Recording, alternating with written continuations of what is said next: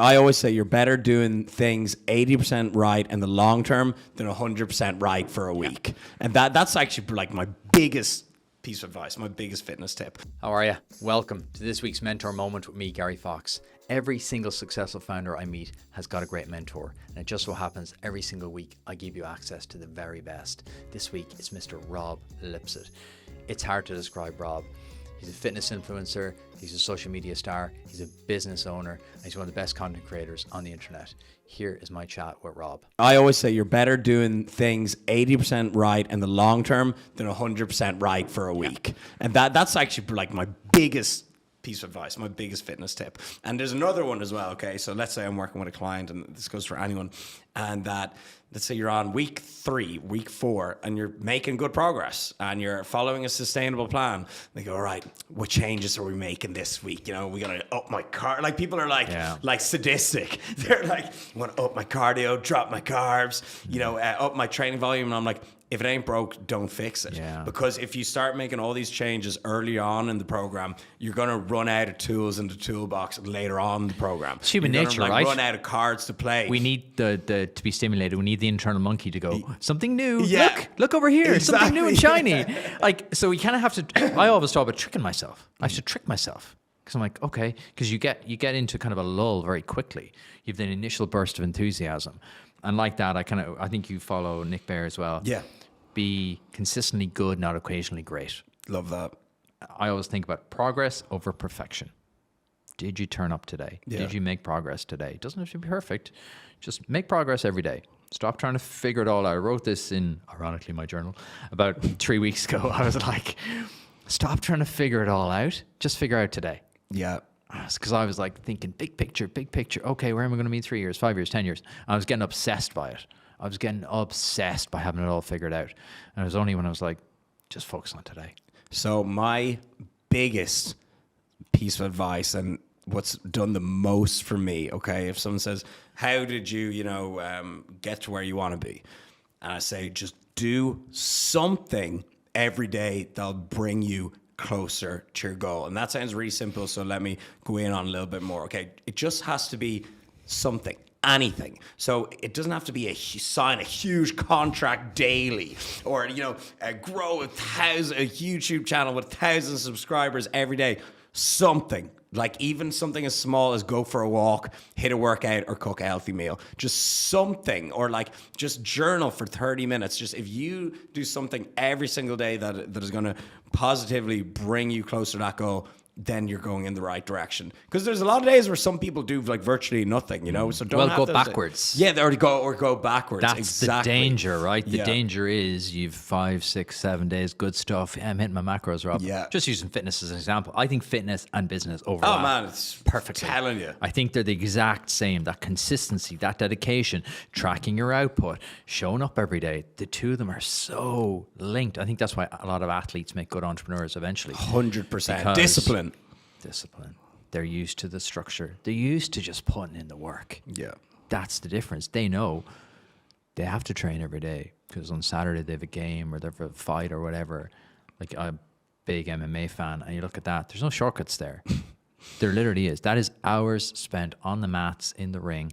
There is no shortcuts. And it's the same in business, but I think we've all got tricked a little bit into, oh my God, look at Rob.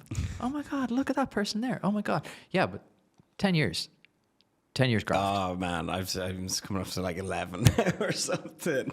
But yeah, athletes in general, they'll make amazing entrepreneurs. They've got a lot of admirable factors that will carry over into business endeavors.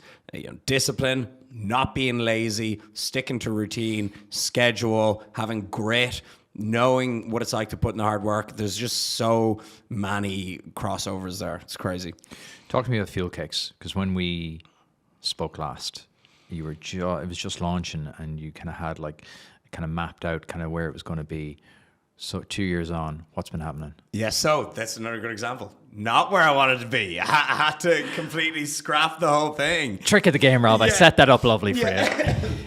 So basically, I haven't even talked about this on my channel. You're getting the full scoop. Two scoops. You are. This is exclusive. So I started out when I was living in London in lockdown. You know the story. Something that isn't a supplement company or a gym clothing company like every single guy in the fitness industry starts. So I want to make something different, and I did. Something that my audience already love. My first ever viral video was how to make protein pancakes. So it just became a thing on my channel, the same way Sour Candy became a thing on Max's channel. That was actually a huge inspiration of mine. Max told me, start something like this.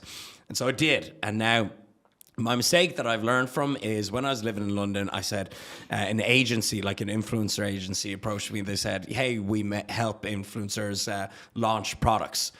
Be it like clothing or merch, whatever, notebooks with their name on it that their audience can buy. And I said, okay, sweet. You know, I'm gonna help you guys do it. And it started off great. You know, it was sold. Selling was never a problem, and the product was amazing from the get go. When you see the link, though, when I saw you launch that, I was like, there it is. Yeah. People are like, just the synergy. It's like Max with the sour candy. It's Sometimes quirky. you see people do, and you're like, yeah, they've thought about this. Yeah. It isn't just like, hey, buy my t-shirt, buy my plan. You put, and you've done something difficult. Yeah. I think that's the difference. I think there's so many products. I want to talk to you about the creator economy as well in a few minutes, but there's so many products. You're like, you just slapped your name on it. Yeah. Oh, You took white the labels. took the easy way. Look, it makes sense in a lot of cases, but you did, if you think of business in terms of like 0 to 10 difficulty, physical product, that's a food. Yeah. You're up there. So talk to me. So Tell tough. me about it. I got this agency. I gave them 30% off the equity to help me fulfill all the orders and launch it essentially. And it went great. But then over the course of time, maybe they took on too many other influencers. COVID was definitely a factor that, it was difficult to meet in person with travel and everything. Just there was a lapse in communication. Okay, simple as, I'm not going to shit on anyone. And I often try to say, oh, maybe, how was it my fault in any way? Like, how am I at fault here? Blame yourself. Jocko Will and extreme accountability, right? Exactly. Extreme ownership. I do the same. I look back and go, okay, I kind of got fucked over here, but how did I put myself in that position? Exactly. That's how I always frame it. And I've had a couple of challenges over the last 6 to 9 months with business. I'm like, okay, how did I get myself in that position? And how will I never be there again? Yeah, exactly. I always say it's all your fault, right? Okay, and it sounds weird. Oh, you're into like punishing yourself. I'm like, no, but like I think a lot of people do the other one. They look across the table, and go, Rob did this and Rob did that. I'm like, you look like a loser. Yeah, you look like a moaner. Yeah. Ugh. So two things I hate. How am I going to learn? What am I going to learn more from here? If I say play the blame game and say you guys weren't good enough for this, or I'm going to be like, I could have been better here. So I'm going to learn more from them. So whatever, not bad anything on anyone, but there was just a breakdown in communication. And then I was like, if I really want to grow this into like a huge brand and see it in shops, I'm going to have to kind of take the reins myself and have more control over it. So I said, hey guys, it's time to just cut ties a little bit. So if you just give me that 30% back and I'll be on my way. And they're like, yeah, fine. So first of all, split the bank account 70-30. Yeah, fair enough. A little bit annoying and hard to see, but it's fine. And then I was like, so can I just get those manufacturers' details? And they're like, no. They're like, you're out on your own. So I just. But they give you the equity back. Yes. Okay. Yeah, and also, and one thing that I was kind of worried about as well was getting like, for example, fuelcakes.com and the Instagram password. Sounds silly, but it's huge. It sounds simple. A good name is just so bloody difficult. And having a .com with no like hyphenated, just the username clean. So got it all back anyways. But then that's I was a big deal. That was I celebrated that day. I'm not surprised because I can count on one hand. I can count on all my hands and fingers and toes how many splits I've seen in businesses. It happens all the time. The one thing I say to every entrepreneur who's going into a partnership or a foundation, or not a foundation, but into like any sort of co-founder situation is have a founder document. Have a legal founder. Oh no, but like me and Rob are great pals. Doesn't matter. Even definitely have it then, because you don't want to have a situation where like, I've decided to kind of go off and, do something else. And then they're like, oh, I'll have the equity back. They're like, no, of course not. Yeah, and so for an example, like, let's say you send an email being like, hey, you just send an email being like, can I get this? Can I get that? Okay. It takes a week, 2 weeks to reply. 25 emails at 6 months later.